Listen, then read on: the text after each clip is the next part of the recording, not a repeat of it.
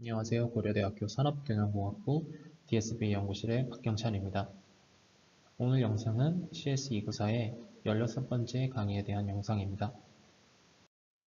오늘은 지난 시간에 이어서 딥과학습에서 톰슨 샘플링과 인포메이션 게인 기법이 어떻게 활용되는지 배워보고 트랜스퍼 러닝에 대해서 알아보도록 하겠습니다.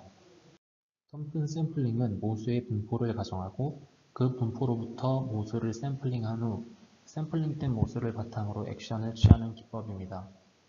그 다음 그 액션의 결과를 바탕으로 분포의 모수를 업데이트하고 같은 과정을 반복하면 결국 모수의 분포는 실제 모습과 유사해지게 됩니다. 밑에 예시를 보시면 모수의 분포를 버널리 분포라고 가정하고 톰슨 샘플링을 쭉 진행한 결과 실제 모습 값에 근접하도록 분포가 조정되는 것을 볼 수 있습니다. 이 톰슨 샘플링을 딥 강화학습에 적용하기 위해서는 MDP에서 세타의 역할을 하는 것이 무엇일지 생각해 보아야 합니다. 밴딧 모형에서의 세타는 밴딧의 리워드에 대한 확률로 어떤 액션을 취해야 되는지에 대한 정보를 제공합니다.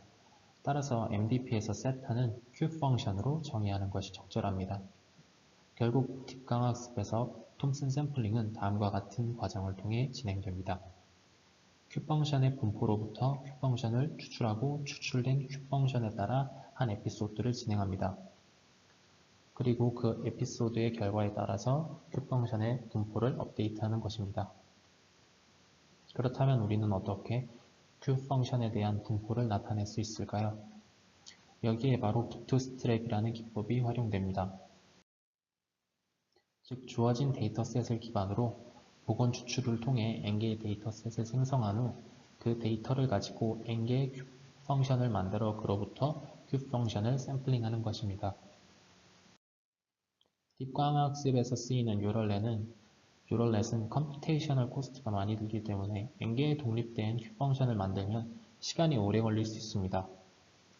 이를 피하기 위해 종종 공유되는 네트워크 구조를 사용하고 끝에 작은 부분만을 달리하여 n개의 Q 펑션을 생성하기도 합니다.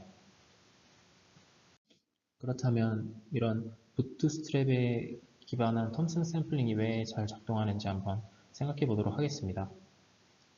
그냥 랜덤한 액션에 의해서 우리가 탐색을 진행하게 되면 앞으로 갔는데 다시 뒤로 온다든지 그런 일관성 없는 행동, 무의미한 행동들을 반복할 수 있기 때문에 좋지 못한 익스플로레이션이라고 할 수 있습니다. 하지만 n개의 데이터셋을 부트스트랩으로 n개의 데이터셋으로 나누고 그 n개의 데이터셋으로부터 나온 펑션을 토대로 우리가 익스플로레이션을 진행하는 것이기 때문에 랜덤성이 어느 정도 갖춰져 있지만 저희는 익스플로레이션을 하는 데 있어서 어떤 일관된 기준을 따라서 행동을 취하게 됩니다. 그렇기 때문에 랜덤한 액션에 비해서 좀 더 좋은 익스플로레이션이 될 수 있는 것입니다.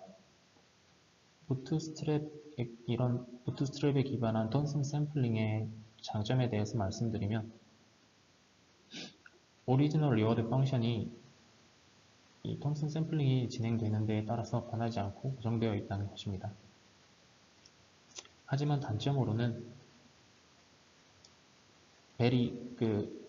익스플로레이션의 보너스가 굉장히 좋은 보너스를 사용하게 된다면 톰슨 샘플링이 때때로 그에 비해 성능이 안 좋을 수 있다는 것이 단점입니다.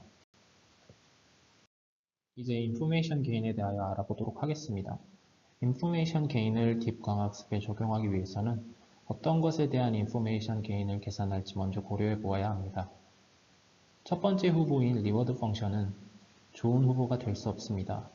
왜냐하면 우리가 액션을 취할 때 바로 리워드를 제공받는 것이 아니라 리워드가 딜레이 되는 경우가 많아서 리워드 펑션 자체가 스팔스하기 때문입니다. 그렇기 때문에 이에 대한 인포메이션 게인을 계산해서 익스플로레이션을 진행하는 것은 굉장히 어렵습니다. 두 번째 후보는 스테이트에 대한 분포를 사용하는 것입니다. 스테이트에 대한 분포를 사용하는 것은 어느 정도 합리적입니다. 왜냐하면 스테이트에 대한 분포가 달라졌다는 것은 우리가 새로운 스테이트를 발견했다는 뜻이 될 수도 있기 때문입니다. 그리고 세 번째 후보는 트랜지션 함수를 사용하는 것입니다. 트랜지션 함수를 사용한다는 것은 트랜지션 함수가 많이 달라진다면 저희가 좀 더 익스플로레이션을 통해 좀 더 많은 정보를 얻었다고 생각할 수 있습니다. 그렇기 때문에 트랜지션 함수를 사용하는 것은 개념적으로 가장 알맞는다고 할 수 있습니다. 먼저 스테이지에 대한 분포를 사용한 방법인 프리딕션 게인부터 설명드리도록 하겠습니다. 프리딕션 게인은 스테이지의 분포의 차이값을 계산하는 방식으로 한 에피소드를 진행하고 난 후에 스테이트에 대한 분포와 이전 스테이트에 대한 분포를 로그를 취해서 빼는 것으로서 계산됩니다. 그 다음은 트랜지션 함수를 사용한 방법입니다. 저희는 트랜지션 함수에 대한 인포메이션 게인을 얻기 위하여 업데이트를 하기 전과 후에 트랜지션 함수에 대한 KL 다이버전스 값을 계산합니다. 인포메이션 게인과 KL 다이버전스 값을 비교해보면 사실 둘은 같은 개념이라는 것을 알 수 있습니다. 여기서 세타는 당연히 트랜지션 함수에 대한 파라미터이고 h는 이전 트랜지션에 대한 히스토리라고 보시면 됩니다. KL 다이버전스 값을 계산하기 위해서는 우리가 분포 P를 알아야 합니다. 하지만 이것은 인트랙터블합니다. 즉 현실적으로 계산할 수가 없습니다. 그렇기 때문에 우리는 P를 근사하는 Q를 도입해 대신 사용하게 됩니다. Q 세타 기분 phi는 P와의 variational lower bound를 최적화하도록 학습되고 phi로 표현되는 평균과 분산에 따른 독립정규 분포들의 곱으로 계산됩니다. 이렇게 Q를 구하고 나면 우리는 이 Q 함수를 토대로 새로운 트랜지션이 일어났을 때 Q를 업데이트한 후 이전 Q와 새로운 Q의 KL 다이버전스 값을 계산하여 approximate 보너스로 사용하는 것입니다. 앞서 설명드린 이 VIME 방식은 수학적으로 구조가 잘 잡혀있는 장점이 있지만 굉장히 식이 복잡하고 P를 구하지 못하기 때문에 Q를 분사해서 사용하는 등 하는 복잡한 과정들이 존재하기 때문에 효율적으로 사용하는 것이 어렵다는 단점이 있습니다. 여기까지 이제 톰슨 샘플링과 인포메이션 게인이 뒷과학습에 어떻게 사용되는지 알아봤고요. 이제는 트랜스퍼 러닝에 대해서 알아보도록 하겠습니다. 트랜스퍼 러닝은 내가 가지고 있던 어떤 태스크에 대한 경험을 새로운 태스크에 적용시킴으로써 그 태스크에 좀 더 빠르게 적응하고 그 태스크를 좀 더 잘 수행할 수 있게 하자는 취지에서 생긴 개념입니다. 트랜스퍼 러닝과 관련된 몇 가지 용어를 먼저 알아보도록 하겠습니다. 첫 번째 용어는 소스 도메인이라는 용어인데요. 소스 도메인은 말 그대로 트랜스퍼 러닝을 하는 데 있어서 내가 사용할 경험을 소스 도메인이라고 보시면 되겠습니다. 타겟 도메인은 지금 내가 그 경험을 사용해서 실제로 해보고 싶은 태스크를 타겟 도메인이라고 보시면 되겠습니다. 그리고 샷이라는 개념이 나오는데요. 샷은 어떤 개념이냐면 내가 이 타겟 도메인에서 얼마만큼의 시도를 해보았는지에 대한 개념이라고 보시면 되겠습니다. 따라서 제로샷은 그냥 소스 도메인에서 배웠던 폴리시를 기반으로 어떠한 학습도 하지 않고 타겟 도메인에서 바로 그 폴리시에 따라서 행동하는 것을 의미합니다. 원샷은 그를 기반으로 타겟 도메인에서 한 번의 학습을 진행한 후에 이제 그를 토대로 행동을 취하는 것을 의미합니다. 그래서 퓨샷은 한 번이 아니라 좀 더 여러 번 시도한 것을 의미합니다. 이제 트랜스퍼 러닝에 대해 왜 트랜스퍼 러닝을 하면은 왜 타겟 도메인에서 좀 더 좋은 성능과 빠른 학습을 할 수 있는지에 대한 직관적인 이해를 한번 해보도록 하겠습니다. 왼쪽에 보이시는 것은 어떤 게임인데요. 이 게임에서 사람은 이전에 이 게임을 해보지 않았더라도 게임에 금방 적응할 수 있게 됩니다. 왜냐면은 사람은 게임에 나타나 있는 각각의 요소에 대한 경험적인 그런 개념을 갖고 있기 때문입니다. 저희는 키를 봤을 때, 왼쪽에 보이시는 열쇠를 봤을 때, 아, 이거는 문을 여는데 사용되는 도구야 라는 걸 알고 있고, 사다리를 봤을 때, 아, 이거는 올라갈 수 있는 거네. 그리고 해골을 봤을 때, 이건 뭔지 모르겠는데 왠지 닿으면 안 좋을 것 같아, 가까이 가면 안 좋을 것 같아 라는 경험적인 개념들을 가지고 있습니다. 저희는 이런 경험적인 개념들을 토대로 이 게임을 한 번도 해보지 않았더라도 어느 정도 잘 수행할 수 있게 됩니다. 따라서 이전에 갖고 있던 어떤 경험적인 그런 개념들이 새로운 태스크에서 유용하게 사용된다는 것을 알 수 있습니다. 그렇다면 강화학습 관점에서 우리가 타겟 도메인에 잘 적응하기 위해서 소스 도메인에서 가져와야 될 어떤 지식들 혹은 정보들에는 무엇이 있을까요? 첫 번째로 Q 펑션이 있습니다. Q 펑션은 우리가 어떤 스테이트에서 어떤 액션을 취하면 좋을지에 대한 것을 알려주기 때문에 굉장히 좋은 후보라고 알 수 있습니다. 그리고 두 번째는 폴리시가 있습니다. 폴리시 또한 우리가 어떤 행동을 취했을 때 점정적으로 우리에게 이득이 될지에 대한 것을 알려주기 때문에 좋은 후보가 될 수 있습니다. 그리고 세 번째로 Feature and Hidden State가 있습니다.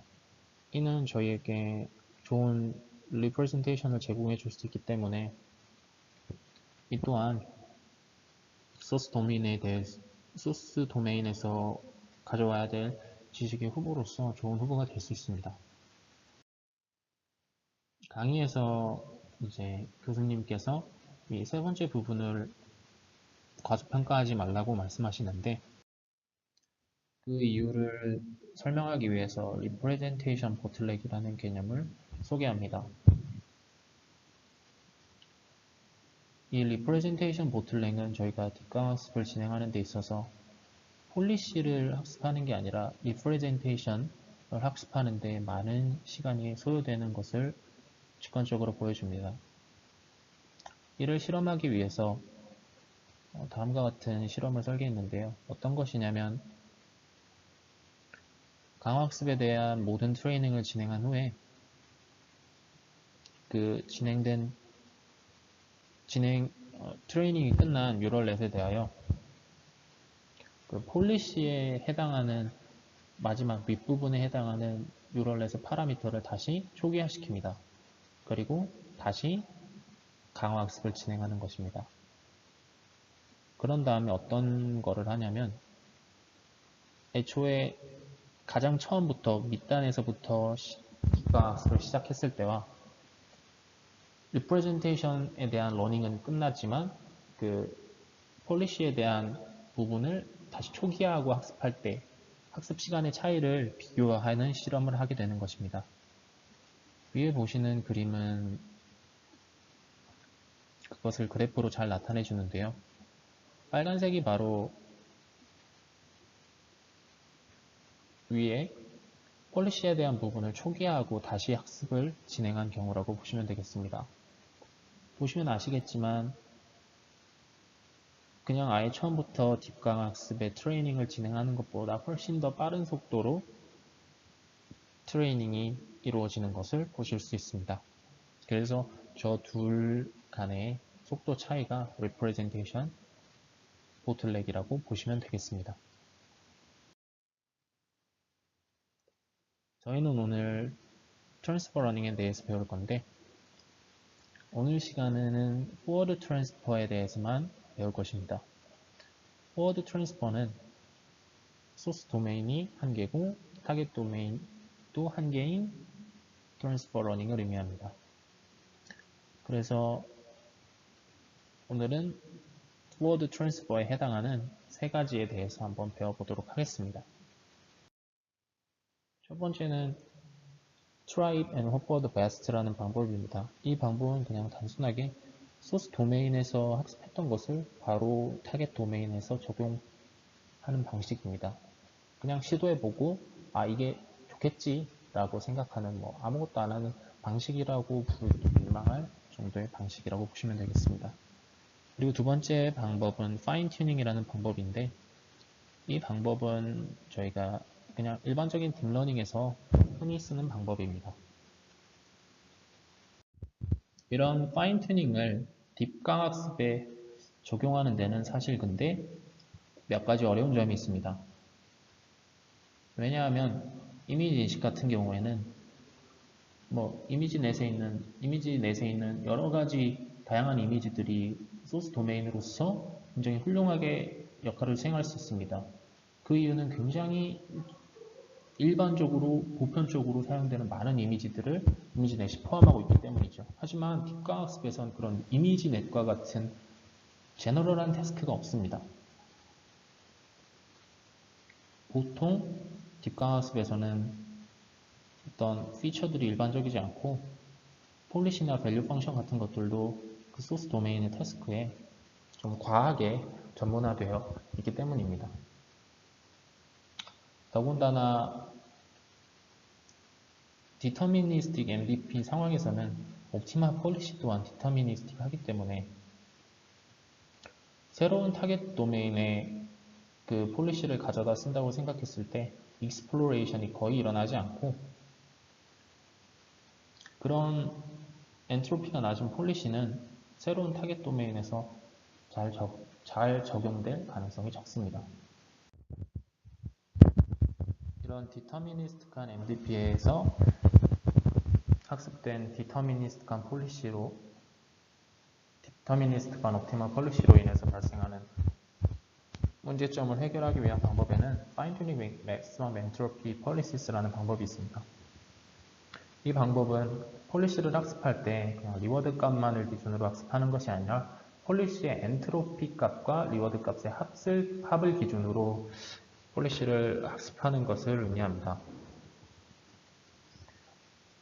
아래 그림을 보시면 만약에 리워드에 대해서만 소스 도메인에 대해서 저 범위 로봇이 학습을 하게 된다면 오른쪽에 보이시는 이 세팅에서는 위로 갔다가 최단 거리로 가려고 하기 때문에 위로 갔다가 오른쪽으로 가려고 하게 될 것입니다.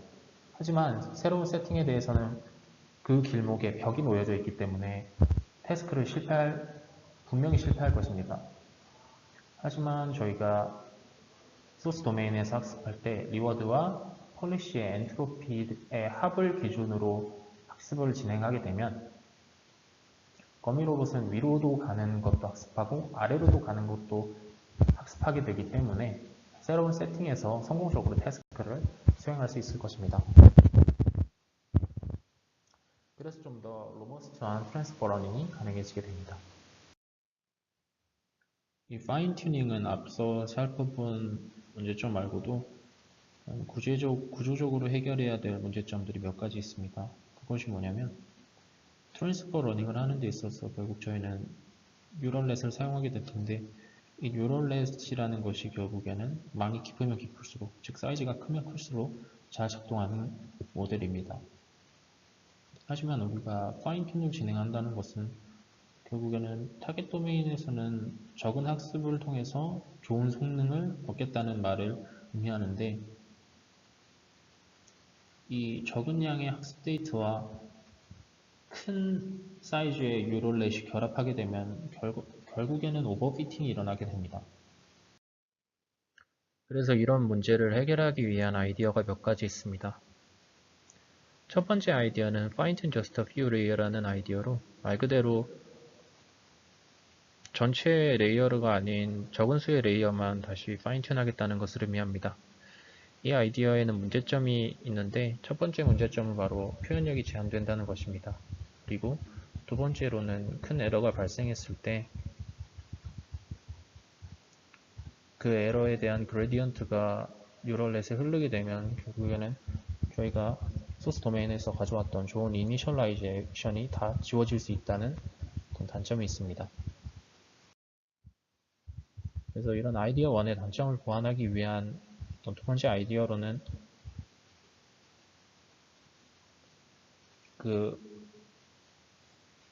에러가 발생했을 때 그레디언트가 흘러가서 좋은 이니셜라이제이션이 망가지는 것을 방지하기 위해 그냥 그 이니셜라이제이션 된 파인 튜닝을 진행하지 않고 이니셜라이제이션 되어 있는 그 밑에 부분은 그냥 고정시켜 사용하는 방식입니다.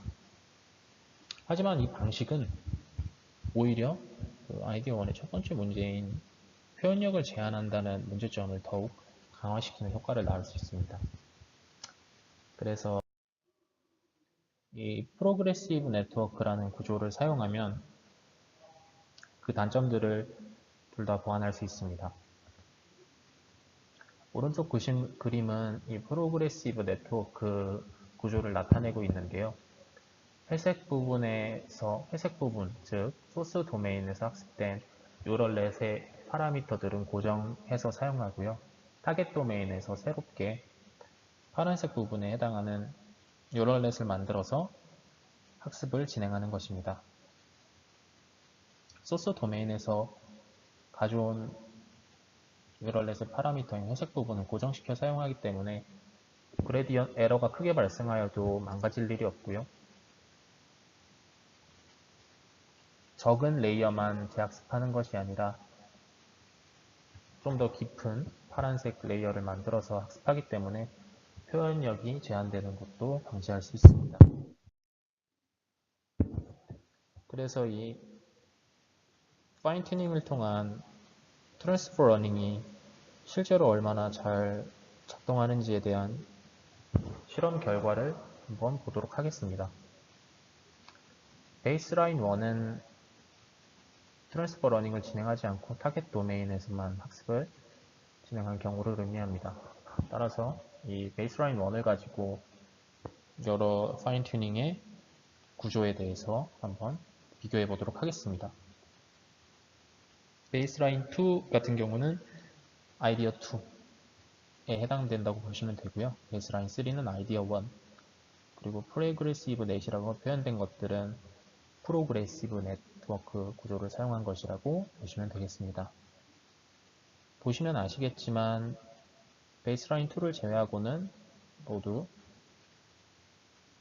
베이스라인 1보다는 좋은 성능을 보이는 것을 알 수 있고요. 프로그레시브 네트워크 구조를 사용한 것이 훨씬 더 성능이 다른 것들에 비해서 좋은 것을 알 수 있습니다. 이 방식들에 대한 장단점을 한번 살펴보면 장점으로는 역시 이런 여러 가지 구조들을 사용함으로써 파인 튜닝과 관련된 어떤 어려운 문제들을 어느 정도 완화할 수 있다는 점이 장점이 될 수 있습니다. 하지만 단점으로는 어떤 이슈가 어떤 경우에 가장 심각하게 드러날지에 대한 가이드라인이 없기 때문에 어떤 구조를 사용하는 것이 가장 좋을지에 대한 단서가 없다는 것이 단점이 될 수 있습니다. 왼쪽에 보이시는 실험의 경우에는 베이스라인 2가 가장 성능이 안 좋았기 때문에 표현력이 제한된다는 단점이 가장 극명하게 드러난 경우라고 볼 수 있지만 저희가 이것을 실험을 통해서 아는 것이지 실험 전에는 알 수가 없기 때문에 어떤 구조를 사용해야 될지 미리 알 수는 없는 것입니다. 이렇게 해서 Forward Transfer Running에 해당하는 파인 튜닝까지 알아봤고요.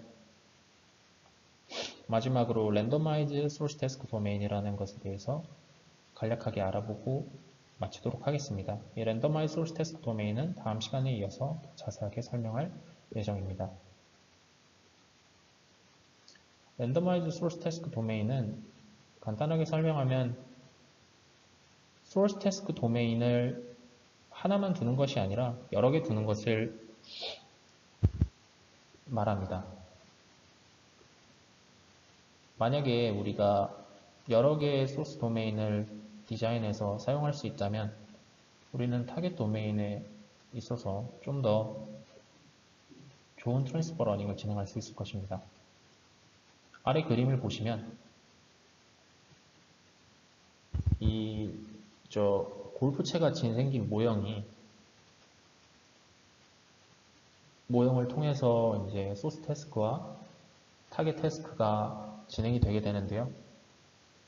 소스 태스크에서 저 골프채 같이 생긴 모형의 어떤 질량이라든지에 대해서 다양하게 학습하게 되면 타겟 태스크에서 어떤 질량의 저 골프채 같이 생긴 도구를 사용한다고 해도 평균적으로 굉장히 좋은 능력치를 가질 수 있을 것입니다.